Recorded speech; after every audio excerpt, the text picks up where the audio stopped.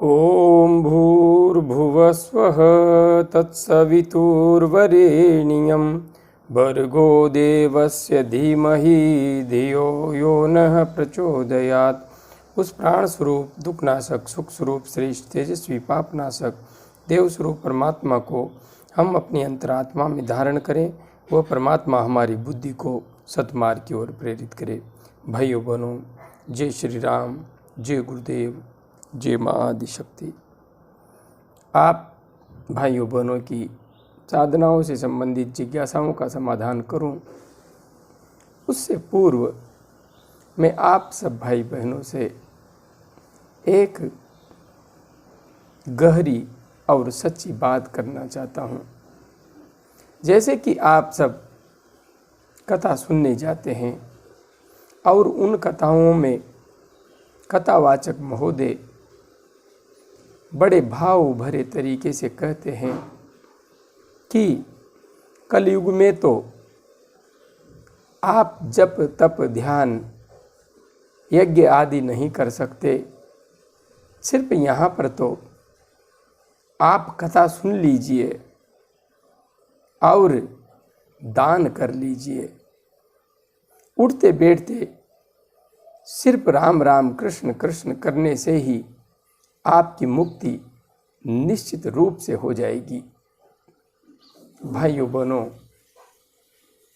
एक बहुत बड़ी कड़वी सच्चाई है यह, बहुत बड़ी कड़वी सच्चाई। सनातन धर्म के साथ में जितना बड़ा धोखा, जितनी बड़ी गद्दारी ये कथावाचक कर रहे हैं, उतनी बड़ी गद्दारी आज तक किसी ने नहीं की है, किसी ने भी नहीं की है। यदि दुनिया में सबसे बड़े झूठों का सर्वे करवाया जाए तो पहले नंबर की जो सीट है, नंबर 1 पर आने की जो दावेदारी है, उस पर प्रतिस्पर्धा नेताओं एवं हमारे इन कथावाचकों के बीच ही होगी। इतनी झूठ बोलते हैं, इतना मिथ्या बोलते हैं जिसकी कोई सीमा ही नहीं है। और इसी का परिणाम है सत्य सनातन धर्म जो पूर्ण विज्ञान पर टिका हुआ है, वह अपने संपूर्ण विज्ञान से भटककर अज्ञानता के अंधकार की ओर चला गया है। इन पाखंडियों ने सनातन धर्म का सत्यानाश कर दिया है। बड़ा दुख होता है मुझे, बड़ी पीड़ा होती है, बड़ा कष्ट होता है। और ऐसा झूठ बोल बोल करके ये अपना व्यवसाय चला रहे हैं, लाखों रुपए ऐंठ रहे हैं, किंतु इनको पता ही नहीं है। पता तो सब है, जानते तो सब हैं कि हम कितना बड़ा झूठ बोल रहे हैं, किंतु ये पाखंडी मोक्ष शब्द का अर्थ भी स्पष्ट करके नहीं समझाते। आखिरकार मोक्ष कहते किसे हैं? अरे मत करो धर्म के साथ इतना बड़ा अन्याय, मत करो इतनी बड़ी गद्दारी। तुम खुद भी मुक्त नहीं हो और मुक्ति का व्यापार कर रहे हो। मोक्ष के नाम पर धर्म अनुयायियों को पाखंड के जाल में उलझा रहे हो। इसलिए यदि सनातन धर्म को बचाना है तो इन कथाओं के पाखंडवाद से बाहर निकलिए। कलयुग, द्वापर, त्रेता युग और सतयुग कुछ भी नहीं बदला है, कुछ भी नहीं। और हाँ, ये कलयुग, द्वापर, त्रेता, सतयुग की कल्पना पुराणों के द्वारा ही की गई है और सोची समझी साजिश के तहत सनातन धर्म को अज्ञानता के अंधकार के द्वार पर धकेला गया है। हमारा पूर्ण विज्ञान सम्मत काल गणना का विज्ञान ज्योतिष विज्ञान है। मैं पहले सोचता था कि कलयुग, सतयुग, द्वापर, त्रेता युग का जो काल गणना का विज्ञान है ज्योतिष के द्वारा दिया गया होगा, किंतु ज्योतिष विज्ञान में इस कलयुग, द्वापर, सतयुग आदि की जो गणना है उसका कहीं पर कोई वर्णन ही नहीं है। चाहे कुछ भी हो, मैं व्यर्थ का पचड़ा पैदा नहीं कर रहा हूं, किंतु हाँ, एक सच्चाई स्पष्ट रूप से समझ लीजिए। उपनिषदों में हमारे ऋषि मुनियों ने स्पष्ट रूप से कह रखा है, आप संपूर्ण पृथ्वी को सोने से भर करके यदि इस संपूर्ण पृथ्वी का भी दान कर दें तो भी मुक्त होने में असमर्थ हो, जब तक आप साधना के द्वारा अपने आत्म स्वरूप का बोध प्राप्त नहीं कर लेते। न तो किसी तीर्थ यात्रा से, न किसी कुंड में स्नान करने से, न किसी नदी में स्नान करने से मोक्ष प्राप्त किया जा सकता है। हाँ, तीर्थ यात्रा करने जाइए, मैं भी जाता हूँ, जाना भी चाहिए। जीवन में आए हैं तो उन दिव्य स्थानों के दर्शन अवश्य करने चाहिए जहाँ पर हमारे महान यति तपस्वी ऋषि मुनियों ने तप किया था। निश्चित रूप से वहाँ पर सकारात्मक ऊर्जा होती है, किंतु कहीं पर जाकर के स्नान करने से और सिर्फ दान पुण्य करने से मोक्ष मिल जाएगा, यह पूरी तरह से असत्य है, ढोंग है, पाखंड है, कपट है धर्म के साथ। और हाँ, जो ये कहते हैं कि सतयुग में, द्वापर, त्रेता युग में इंसानों की आयु बहुत अधिक थी, लाखों हजारों वर्ष थी, तो उस समय लंबी कठोर साधनाएं की जा सकती थी। अभी कलयुग में तो इंसान की आयु मात्र 100 साल है। तो मैं उन पाखंडियों से कहना चाहता हूँ, कपटियों से कहना चाहता हूँ, ढोंगियों से कहना चाहता हूँ, अरे ढोंगियों, एक बार अच्छी तरह से वेद, उपनिषद, दर्शन ग्रंथों का पठन पाठन कर लो, पता चल जाएगा कि वैदिक युग में इंसान की आयु कितनी थी और किसी भी साधना को सिद्ध होने में उच्चतम समय कितने वर्ष का लगता है। सब कुछ स्पष्ट रूप से लिखा हुआ मिलेगा। इतना सत्य, इतना तर्क संगत, इतना विज्ञान युक्त धर्म है हमारा, जहाँ पर असत्य के लिए कोई स्थान ही नहीं था, वहाँ पर आज धर्म के नाम पर सिर्फ झूठ, असत्य, पाखंड का कारोबार किया जा रहा है।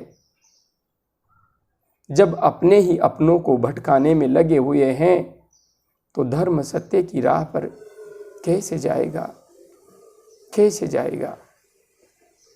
इसलिए भाइयों बहनों, मैं पूर्ण दावे के साथ, पूर्ण चुनौती के साथ जो कह देता हूं उन्हें कोई नहीं बदल सकता, कोई भी नहीं। मात्र 3 वर्ष साधना करके देख लो, 3 वर्ष, और 3 वर्ष तो क्या, मेरे कहे अनुसार जो विधि मैं देता हूँ फ्री में, मुफ्त में, और साथ में निश्चिंतता के साथ आगे बढ़ाने की शर्त भी है, गारंटी भी है। किसी को कुछ भी नहीं होगा, यह भी मैं कहता हूँ, और किसी को कुछ होगा भी नहीं। 1 साल साधना कर लो, पता लग जाएगा कि कितना बड़ा साइंस छिपा हुआ है वैदिक साधना पद्धति में। और हाँ, 12 वर्ष के अंदर आपको वो मिलेगा जो सतयुग में मिलता था, द्वापर युग में मिलता था, त्रेता युग में मिलता था। इसलिए निकल आइए इस पाखंड से बाहर। इन कथावाचकों के झूठे झांसे में मत आइए। ये सिर्फ झांसेबाज हैं, धोखा दे रहे हैं धर्म अनुयायियों को, सिर्फ धोखा दे रहे हैं। आइए आप योग के मार्ग पर, कुंडलिनी के मार्ग पर, साधना के मार्ग पर मैं आपको आपके आत्म स्वरूप से 100% निश्चित रूप से रूबरू करवाऊंगा। निश्चित रूप से इसी जीवन में आपको अगला जीवन धारण करने की कोई भी आवश्यकता नहीं पड़ेगी। अब आगे आपके प्रश्नों को लेते हैं। पहले जिज्ञासा सम्मिलित कर रहा हूँ। बहन शीतल वर्मा जी ने कुछ दिनों पूर्व पूछे हैं ये प्रश्न, जिनको मैं सम्मिलित कर रहा हूँ। अपनी जिज्ञासा प्रकट करते हुए लिखा है, क्या गुरुजी आप मुझे बता सकते हैं कि मंत्र जप करते हुए, क्रीम और पंचाक्षरी मंत्र करते हुए आजकल मुझे झटके से क्यों लगते हैं, जैसे नींद में झटका लगता है? इसका क्या कारण है? प्लीज़ जवाब जरूर दें। बहन शीतल जी, जवाब तो मैं बहुत लेट दे रहा हूँ, किंतु दे रहा हूँ। आप क्रीम बीज मंत्र और पंचाक्षरी मंत्र का जप करती हैं। आपने लिखा है झटके क्यों लगते हैं? झटके तो ऊर्जा के उत्थान की वजह से लगते हैं। जब प्राण सुषुम्ना मार्ग में प्रवाहित होने लगता है तो उसकी वजह से झटके लगते हैं। आपने लिखा है जैसे नींद में झटके लगते हैं, तो नींद में झटके तो ऐसे लगते हैं। कुंडलिनी जागरण के मार्ग में ऐसे झटके भी लग सकते हैं, कोई संशय नहीं है। किंतु हाँ, काफ़ी अलग झटके भी लगते हैं। इसलिए आपको किसी भी प्रकार से झटका आ रहा हो, जो भी झटका साधना करते हुए महसूस हो रहा है, सिर्फ और सिर्फ प्राण के सुषुम्ना मार्ग में उत्थान की वजह से ही लग रहा है, आ रहा है। आगे पटेल कृष्ण जी ने अपनी जिज्ञासा प्रकट करते हुए लिखा है, गोले दिखना और भविष्य दर्शन होने के बीच कितना समय लगता है? अंदाजित समय बताने की कृपा करें। गोले दिखना मतलब कि ध्यान का प्रारंभ हुआ है।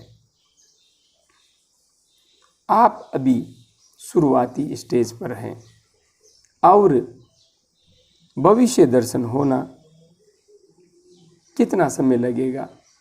आपकी साधना जितनी तीव्र होगी, जितनी गहन होगी, उतना समय लगेगा। किंतु हाँ, 12 वर्ष लग सकते हैं, क्योंकि गोले दिखना तो सिर्फ प्रारंभिक स्थिति है और पूर्ण विस्तार को प्राप्त करने में 12 वर्ष तो आपको लग ही जाएंगे। इसलिए गंभीरता से साधना करते रहिए। आगे बहन प्रतिभा थोलिया जी ने अपनी जिज्ञासा प्रकट करते हुए लिखा है, प्रणाम प्रणाम बहन प्रणाम। मंत्र जप करते करते मूलाधार से आज्ञा चक्र तक कंपन होता है। स्वयं ही मूल बंद, उड़ियान बंद और जालंधर बंद लग जाता है। ये सब क्या है? कृपया मार्गदर्शन करें। दिन में भी शरीर में एकाग्रता करने पर बंद लग जाते हैं। बहन जी, आपने लिखा है मंत्र जप करते करते मूलाधार से आज्ञा चक्र तक कंपन होता है। कंपन होने का अर्थ है प्राण का सुषुम्ना मार्ग में प्रवाहित होना। उसी की वजह से कंपन हो रहे हैं। स्वयं ही मूल बंद, उड़ियान बंद और जालंधर बंद लग जाते हैं। मूल बंद लगता है, इसका अर्थ है मूलाधार चक्र में ऊर्जा विशेष रूप से क्रिया कर रही है। उड़ियान बंद लगता है, इसका अर्थ है ऊर्जा नाभि चक्र तक पहुंच चुकी है। और जालंधर बंद भी लग जाता है अपने आप, तो स्पष्ट है ऊर्जा कंठ चक्र तक भी पहुंच चुकी है। कंठ चक्र तक आपको ऊर्जा का स्पष्ट अनुभूति हो रही है। आप साधना करती रहिए। आपने लिखा है ये सब क्या है, कृपया मार्गदर्शन करें। ये सब ऊर्जा के उत्थान के लक्षण हैं। आपकी कुंडलिनी ऊर्जा जागृत हो गई है, सक्रिय हो गई है और उधर होने के परिणाम स्वरूप ये सब लक्षण आ रहे हैं। आगे नारायण पंत जी ने पुर्तगाल से अपनी जिज्ञासा प्रकट करते हुए लिखा है, गुरु जी प्रणाम। प्रणाम नारायण जी प्रणाम। इस समय पूरी ऊर्जा सर पर ही दबाव दे रही है। कंठ चक्र से नीचे के चक्रों में कोई चाल नहीं है। सहस्त्र चक्र पे ज़्यादा दबाव है और अमृत नाभि तक बहता है। मार्गदर्शन करें। जय माँ आदि शक्ति। नारायण पंत पुर्तगाल। नारायण जी, आपने लिखा है कि पूरी ऊर्जा नीचे के चक्रों में कोई चाल नहीं है और पूरी ऊर्जा सर पर ही दबाव दे रही है। हाँ, स्पष्ट है। जब ऊर्जा पूर्ण रूपेण ऊर्ध्वगामी हो जाती है, सुषुम्ना मार्ग से ऊर्जा का प्रवाह सहस्रार चक्र तक स्पष्ट रूप से सहजता से होने लगता है, तो सारा का सारा दबाव सिर्फ और सिर्फ सहस्रार चक्र पर ही आने लगता है और सारा दबाव यहीं पर महसूस होता है। इस वजह से आपकी ऊर्जा सहस्रार चक्र पर पहुंच गई है। इसी के परिणाम स्वरूप आपको ये सब लक्षण आ रहे हैं। कंठ चक्र से नीचे के चक्रों में कोई चाल नहीं है, नहीं होगी। जब ऊर्जा सहस्रार चक्र पर चली जाती है तो नीचे के चक्रों पर किसी भी प्रकार से कोई भी कंपन आदि का अनुभव नहीं होता है। सहस्र चक्र पे ज़्यादा दबाव है, होगा ज़्यादा दबाव, क्योंकि जैसे जैसे सहस्रार चक्र खुलेगा वैसे वैसे ही आपकी चेतना शून्य की ओर आगे बढ़ेगी, समाधि की ओर आगे बढ़ेगी और अमृत नाभि तक बहता है। बिल्कुल अमृत नाभि तक ही बहता है। इसका एहसास स्पष्ट रूप से साधक को होता है। मार्गदर्शन करें। आप बस साधना करते रहिए। गहन से गहन निर्विकल्प निर्विचार होने का निरंतर अभ्यास करते रहिए। आप समाधि के दरवाजे पर खड़े हैं। आगे बहन सिद्धि बसवाल जी ने अपनी जिज्ञासा प्रकट करते हुए लिखा है, प्रणाम गुरुजी, प्रणाम बहन प्रणाम। मैं ध्यान करना चाहती हूँ पर मेरे कोई गुरु नहीं है। मैं आपको गुरु बनाना चाहती हूँ और आपको गुरु बनाने की क्या विधि है, प्लीज़ बताएं।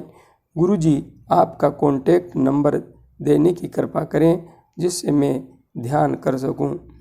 बहन, आपने लिखा है आप ध्यान करना चाहती हैं तो ध्यान कीजिए। मेरा वीडियो सुषुम्ना नाड़ी में प्राण का प्रवाह कैसे करें, आज्ञा चक्र का जागरण कैसे करें, ध्यान कैसे करें, देख लीजिए। आपको ध्यान करने में कोई कठिनाई नहीं होगी। आपने आगे लिखा है कोई गुरु नहीं है, मैं आपको गुरु बनाना चाहती हूँ। वैसे तो पूज्य सद्गुरुदेव श्री राम शर्मा आचार्य जी सूक्ष्म रूप से हर स्थान पर उपस्थित हैं। इसलिए यदि आप किसी भी गायत्री शक्ति पीठ पर जाकर के पूज्य सद्गुरुदेव श्री राम शर्मा आचार्य जी को विधि विधान से गुरु रूप में स्वीकार करती हैं, वर्ण करती हैं, तो मेरे को अत्यंत हर्ष होगा और हाँ, मार्गदर्शन में करता रहूँगा। और यदि आपको ऐसा लगता है कि मैं ही आपके गुरु के रूप में उचित हूँ।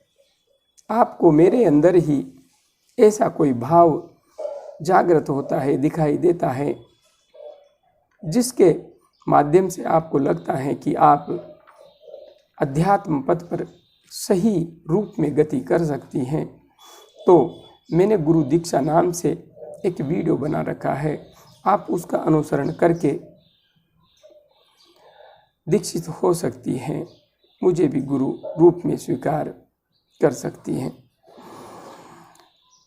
प्लीज़ बताएं गुरुजी आपका कॉन्टैक्ट नंबर। कॉन्टैक्ट नंबर प्रत्येक वीडियो के पीछे दिया होता है, आप उस नंबर के माध्यम से मुझसे संपर्क कर सकती हैं। आगे भाई ऋषि एस जी ने अपनी जिज्ञासा प्रकट करते हुए लिखा है, प्रणाम आचार्य जी। प्रणाम ऋषि जी, प्रणाम। क्या भक्ति मार्गी ध्यान कर सकते हैं? क्यों भक्ति मार्गी ध्यान क्यों नहीं कर सकते? कुछ लोग कहते हैं कि जो भक्ति करते हैं उन्हें ध्यान नहीं करना चाहिए, कृपया मार्गदर्शन करें। ऋषि एस जी, जो लोग ऐसे कहते हैं कि जो भक्ति करते हैं उन्हें ध्यान नहीं करना चाहिए, वे लोग सनातन धर्म के वास्तविक अर्थ में सच्चे दुश्मन हैं, नंबर 1 के पाखंडी हैं, कपटी हैं। और ऐसे लोगों ने ही सनातन धर्म को अज्ञान के अंधकार में धकेला है। वे जानते ही नहीं हैं कि भक्ति करने का सही तरीका क्या है। उन्होंने भक्ति को एक नया आयाम दे दिया, एक नया मार्ग बना दिया, पाखंड का पुलिंदा बना दिया। इसलिए ऐसे झांसेबाजों के चक्कर में पड़ने की कोई आवश्यकता नहीं है। आप भक्त हैं तो भक्त भावना का प्रतिनिधित्व करता है। भक्ति हमारी श्रद्धा है, हमारा विश्वास है, किंतु उस विश्वास को दृढ़ कैसे करोगे यदि आप ध्यान नहीं करोगे। जिस परमपिता परमात्मा का आप ध्यान कर रहे हैं, जिसके स्वरूप को भी आपने स्वीकार कर लिया है, उसके वास्तविक स्वरूप का बोध कैसे प्राप्त करोगे यदि ध्यान नहीं करोगे। इसलिए ध्यान तो नितांत आवश्यक है। ध्यान कीजिए और आगे बढ़िए साधना पथ पर, बस निरंतर आगे बढ़ते रहिए सही विधि का अनुसरण करते हुए। आज के लिए इतना ही। जय गुरुदेव, जय मां आदिशक्ति।